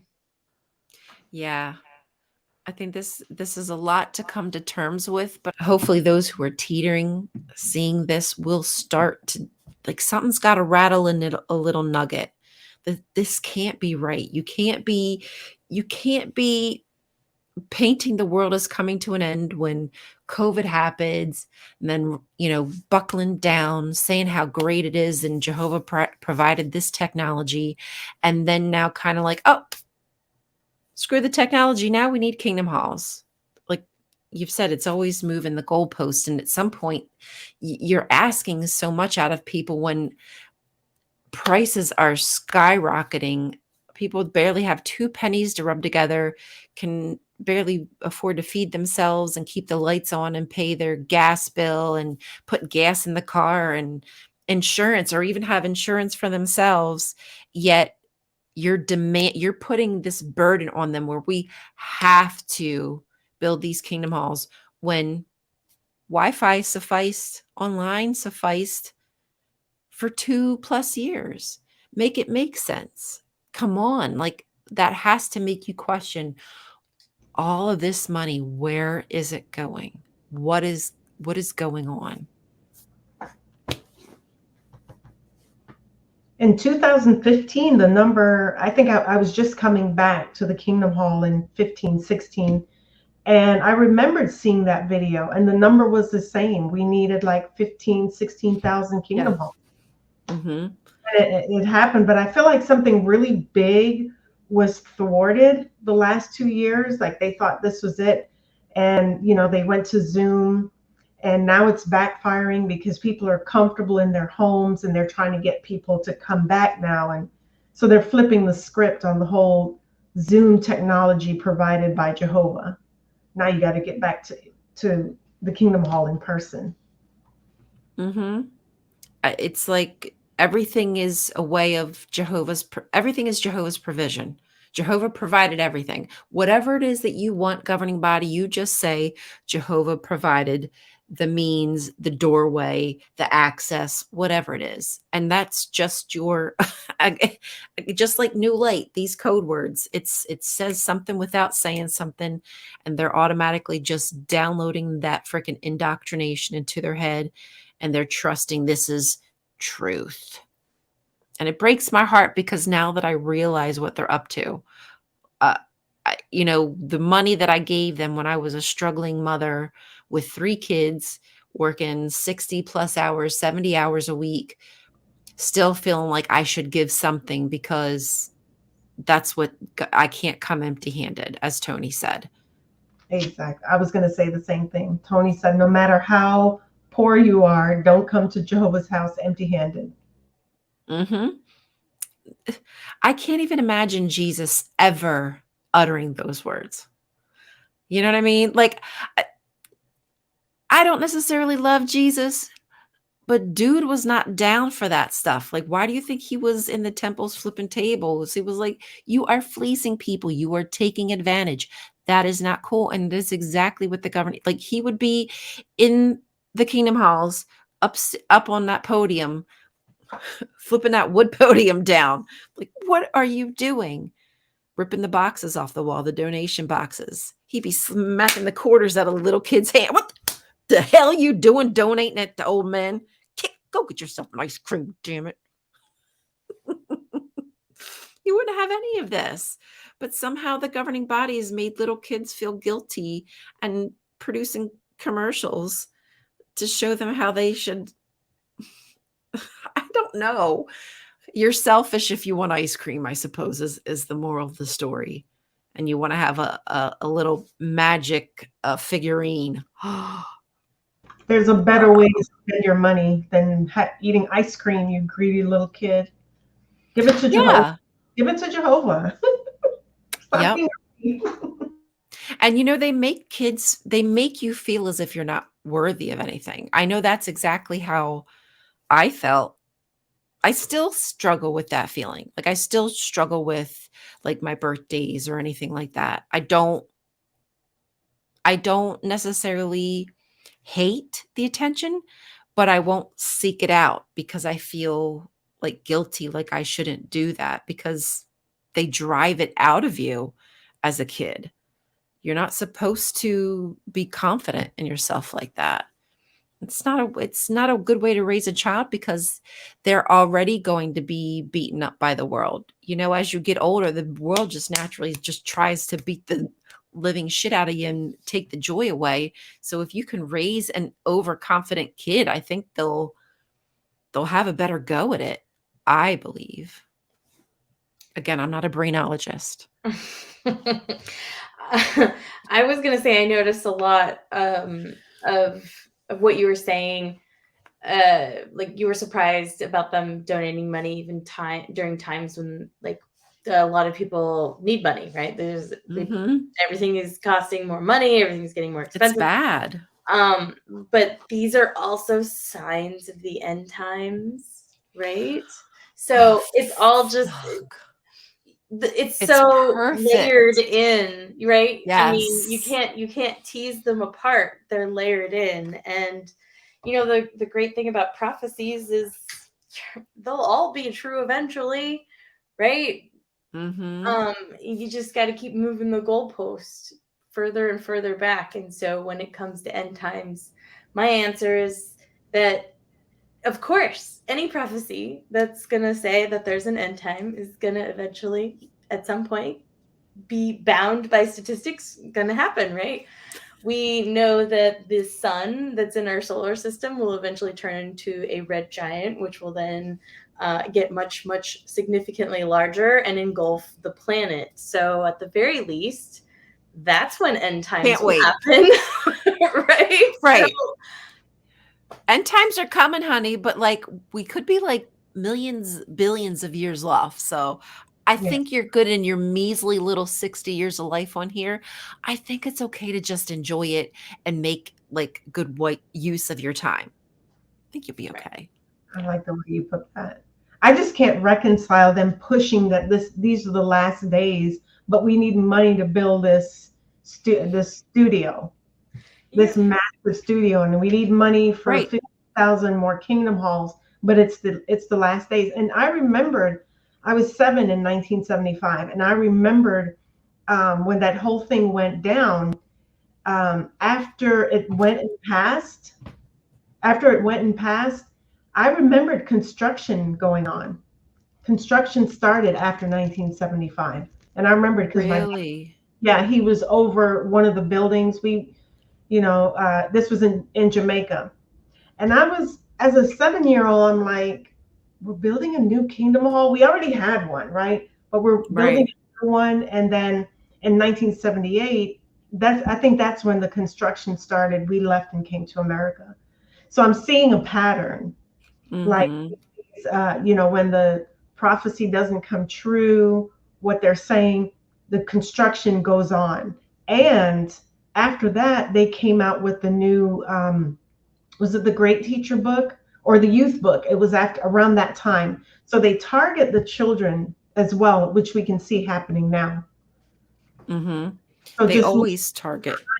Yeah, they always target the children, but now they're asking for young children to hold the mics. They can do the mics or whatever, because you target the younger generation, and somehow it guilts the parents, like, oh, my kid is so spiritual minded, I guess I got to keep going to the meeting. And I think that's what happened in my family. But because I was young enough to know that I don't think my dad really was all that into this, really, but I'm the oldest of 7. He had 7 kids, and so I think he felt compelled to keep going to the meetings. And now he's an elder, but so those are the patterns that I see. When their prophecy doesn't come true, they target the children, and they keep on building Kingdom Halls. Well, that's why, again, it's a great opportunity to come take part, to learn how to build stuff for the great building work that's going to come after Armageddon. He said it twice because I was breaking stuff down, and he specifically said it twice about Armageddon, and it'll be a great rebuilding work. And I just can't imagine that that's what God is going to want after Armageddon, is a bunch of Kingdom Halls to be built. I mean, I still gotta work. I thought the whole point of like a paradise is it was going to be just relaxing. It wasn't going to be the same old way. Yeah, I ain't building no house. I'm going to be fishing. And you know what? In the Garden of Eden, they were vegan. They didn't eat the animals at first. It wasn't till after they got kicked out where they ate the animals. Everybody was supposed to have their fill of the plants, like even the animals. So does that mean after Armageddon, we're going to go back to just eating our veggies? Or now in a perfect world, we still have to murk a lion or two? I don't know. It sounds like nonsense to me. Not the veganism, but Right. Yes. Hey, so whatever works. That's how they're spinning the construction, like they're rebuilding after this great destruction. We're rebuilding halls. Yep. That is how I guess they're able to finance this, because people think like, oh, well, why would we need to build Kingdom Halls if the end is coming? Oh, we're going to use them anyway. I'm sure God is going to, when he sends his tornadoes, they're just going to boop. They're going to hit the church next to it, but they're going to jump across and not hit yeah. Like, what do you think is going to happen? Like, that's not what Jehovah's not going to be just protecting you specifically. Your convention halls, your Kingdom Halls, your entertainment center.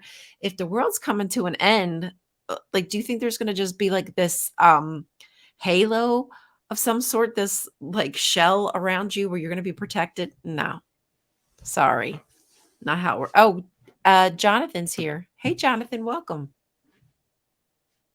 Oh, he's muted. How about that? How about that? You should know better, Jonathan. Mind your manners. Yeah, I'm sorry about that. That's okay. We're glad you're here. We were kind of wrapping it up, but what we were just speaking about is the great rebuilding work that Tony was talking about, trying to get the kids to come down to wherever where was he trying to get them to come? What building I don't recall. It might be the entertainment where they're down building to Ramapo?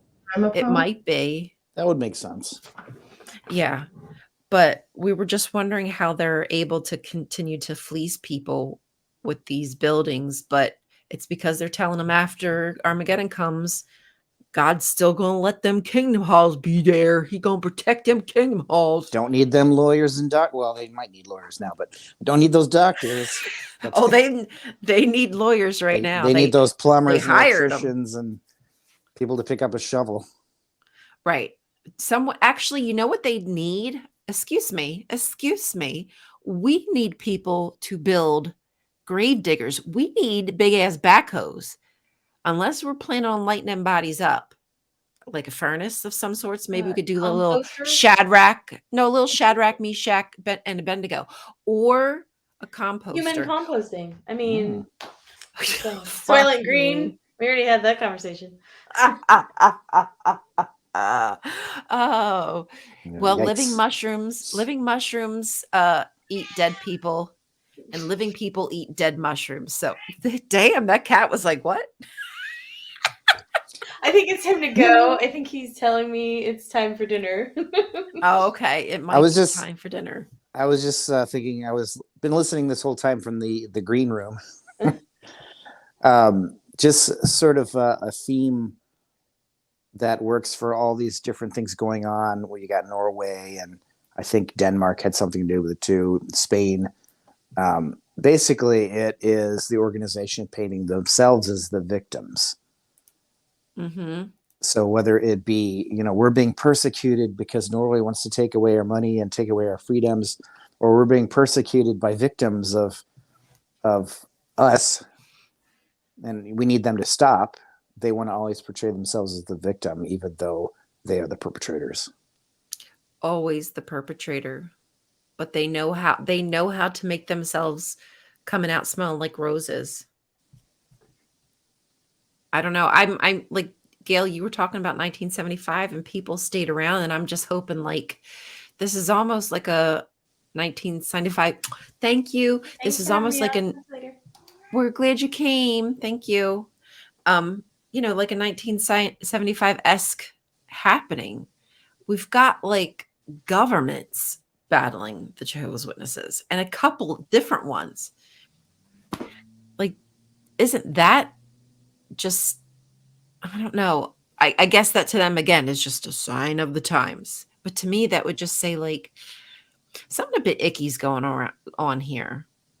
But I guess if you've been primed, you've been primed your whole life. Sounds about right. Well, I think like Gail was saying earlier, it's important that we make people aware of what's going on. Yes. I do think it's a great idea that we should. I think there might be a change petition. At least I had signed one before, but I think that we should get back on that and try to, if there's not one, make one and see what we could do with it. I mean, if we know enough, we certainly know enough people. I feel like we could do something. So that's a good something to put on my list. And when I go to edit this video, I'll put somewhere over here those examples of those cards, because I'll make them available for people if they're interested in them. So if you want to just, they're business cards. It was a similar idea to someone on Reddit having some stickers, but I found that it was less expensive to make as just a business card. So you can just leave that anywhere. I think they're and they're easy to carry. I think I have one right here. Yeah, they're perfect size. So they're easy just to keep in I have some in my wallet. So that way, if I go somewhere and I need to record me putting some in places too. But you never know who will see that and say, what does that mean? Armageddon, or what's shunning? What's that? Just get them asking questions. And I think a form of uniformity Like they're uniformed all over the world. The Watchtower is the same, the Wake is the same, the Bible is the same. If we can get some form of uniformity all over the world, that whenever they're seeing it, it's the same exact thing. If we can come together on that and make one piece that everybody's using, I think That's a good idea. yeah. Do what they do, copy what they do. Everybody Right? has like, do what they do. They're uniformed all over the world. You go to different countries, you'll see the same cart, you'll see the same magazines, everything. We need to model ourselves after that. Yep, you're not right. You're not wrong. Just somebody's already invented the wheel, so we just need to follow suit. We don't have to reinvent it. We can Just gotta hop on that wheel and start rolling. Yep, just copy what they did and turn it back around on them. That's all they do. They're good at twisting it and manipulating. I can do the That's same how I thing, used to honey. do my talks. I would just look up an article and I got in such a habit of that. Reframe when it. I was in high school because I was so used to just like, you didn't have to give credit to something because you're just taking it out of the organization's material. And then I was in journalism class and I did an article on plagiarism and I got in trouble for plagiarizing somebody else's article. So I'm like, oh man, damn it, my trick didn't work. Yeah, that doesn't work in the real world. The Jehovah's Witnesses don't really know up on that podium. It's all the same gobbledygook day in and day out. So, Jonathan, is there anything else you would like to add in regards to these cases before we wrap up? I don't know if I missed any. I'm not sure if I missed anything. You were listening. Yeah, just making people aware of it. Putting out information as many ways as possible and as often as possible. Yeah. Not just YouTube videos, but TikToks, different shows, different podcasts. Whatever we can do to get the word out. Yeah, I'm definitely gonna start working on some of this stuff. I'm gonna put it on my to-do list. Gail, is there anything that you would like to close with, or have any final words before we wrap up for tonight? No, that's it. Would you like? You know what? I feel bad because people left and I didn't get. Well, I guess we kind of did it with the intro, but is there anywhere you want people to find you? Give a little toot of your horn. Oh, I'm on After the Storm every other Saturday on the 6 screens. I'm the host for After the Storm. So yeah, I mean, my YouTube channel is very small. It's at Gail _. I'm not very active on Facebook or Instagram, but you can find me on After the Storm on 6 screens every other Saturday. We were on last night. And in 2 weeks, we're going to have Rion-Cult Tastic on New Year's Eve, December 24th. You don't want to miss it. I can't wait. And I'm then really super we'll excited. Be hearing, Gail, we appreciate you coming on the show on here in the Boston, the Apostate. The Apostate. Gail. Never mind. You do that pretty good. I could tell what you were doing. Very good. Very good, Jonathan. The apostate capital of the world. And everybody knows where to find me. Jonathan, do you want to tell people where to find you, or just Exwitnessawake? I'm on TikTok and I throw some things on Instagram. I keep all my names the same because I'm not that imaginative. Yeah, I ruined that chance. I'm known as 500 different people, so it's all good. Haha, good luck catching me, governing body. I'm 12 different people. Whoa, you'll never know who I am. Oh, I shouldn't make them want to know who I am. Okay, well, you wrap up. What the F am I saying? Why don't you wrap up? Oh, okay. Well, thank you for watching, everyone. We appreciate the support. Please like and share this video so that we can get out to more people. If you haven't subscribed, please do so because we would love to see you on a regular basis. Ring that bell for notifications and have a great day. Thank you. Bye. Bye. It's about the things that we overcome. Tomorrow's a new day. I will find a way. this was your destiny. All that pain just so you could see everything you need is inside you. I think we're good to go. Roll it. Wrap it up. Well, let me take a sip of water. One day I'll be ready to go. I promise y'all. Okay. All right, I'm going. Let me wait, hold on. Got to move this mic right there. There we go. I think that's better. Oh, sorry. Okay. All right. Definitely started just like that. Just like that. Please. Everybody's going to love this show. Come to our show, apostates. All right. Who came up with that one? Yes.